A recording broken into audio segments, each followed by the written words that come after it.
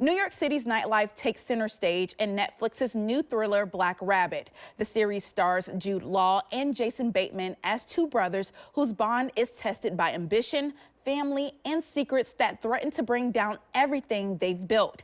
I sat down with the cast to talk about diving into the gritty side of the city and what makes this story stand out.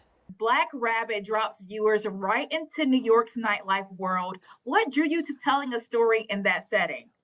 I think the most exciting part about the world that we dive into in Black Rabbit is that it's the world we don't often get to see. A lot of what people are presented with in terms of New York City and Hollywood is the bright lights, the Broadway, the glitz, the glam, and we kind of dive deep into an underground, grimier, scuzzier world of New York that often has a bigger say in how things are run than we realize. At its core, it's about two brothers and the tension between family and ambition. How would you both describe that dynamic? Well, these two brothers, played by Jude Law and Jason Bateman, really are two different characters. They're kind of opposites. One's a successful business person, and the other one is really struggling with his life. And they have that brotherly love, and they try and have that mutual support. But when they work together, all of a sudden, they're mixed up in our dirty business. And so we have to become involved in the story for certain reasons to make this damn clear that we're here to do business. How did you each connect with your characters? Did you see any of yourselves in those characters? Well, not in real life. I'm not a bad guy in real life, but for me, it's really fun to really dive in and play the villain and really dive into that character.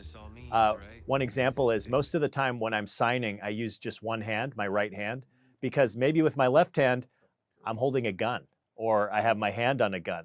You don't know that. If I was hearing, I could just talk and hold the gun in my right hand, my dominant hand, but for sign language, I need my dominant hand, which is really interesting. It adds some more layers with my character, and I was able to portray this really colorful and interesting villain. And I will just add that I think that although our characters were very different than the people that we are, what's so brilliant about the writing in this series is that there's relatable aspects to everybody. I think this is one of those moments where you might find yourself maybe not rooting for a villain, but understanding a villain a little bit more when you understand why they became how they became, or you get to see that hurt people hurt people. And I think our writers did a really good job of humanizing these people.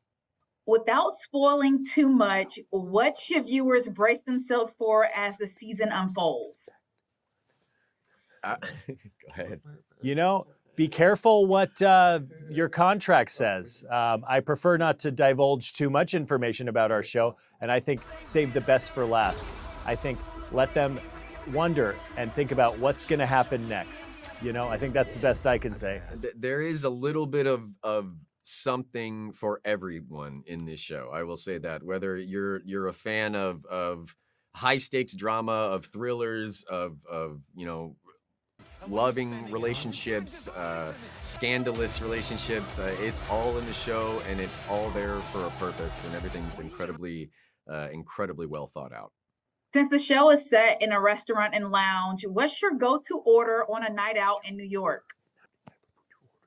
I'm a big I'm originally from Texas, so I'm a big steak and potatoes kind of guy. So I love to find me a good steakhouse and have a nice fillet, and I can't do that too often. Fillets are expensive, but it's when you can celebrate a good reason, or find a good reason to celebrate in New York, that's my go-to.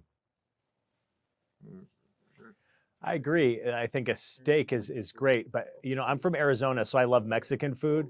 I'm from the Southwest, and so we have a lot of great Mexican food. But so if Mexican food isn't available, maybe some DoorDash, and they can bring me some Black Rabbit food. Yeah, right? Yeah. Should I do that? Yeah, we don't have good Mexican food here in New York. It's And finally, pizza. How could I forget about pizza? When I'm in Arizona, I avoid pizza. Whenever I come to New York, I make sure to get a great slice of pizza. And Chinese food. I heard the Chinese food is really good in New York. That's true. Oh, really? Oh, okay. You didn't tell me. True. My bad.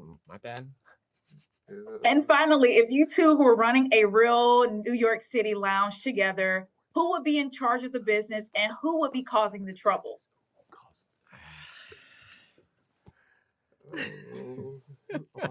Well, I don't want to give away any spoilers, but you know, my son and his group of friends, they don't really follow the rules when they're running the business. And then you saw how his body language was. So I think you caught him in the act. He's guilty. Yeah, I think we both know that he's the boss in our relationship, and a lot of Junior's character and who he is comes from the way he's just constantly trying to prove himself to his father. All right. Well, thank you guys so much for your time. Can't wait to catch the show next week. Thank you so much. Black Rabbit is now streaming on Netflix. You can find more on the series and our full interview on our website.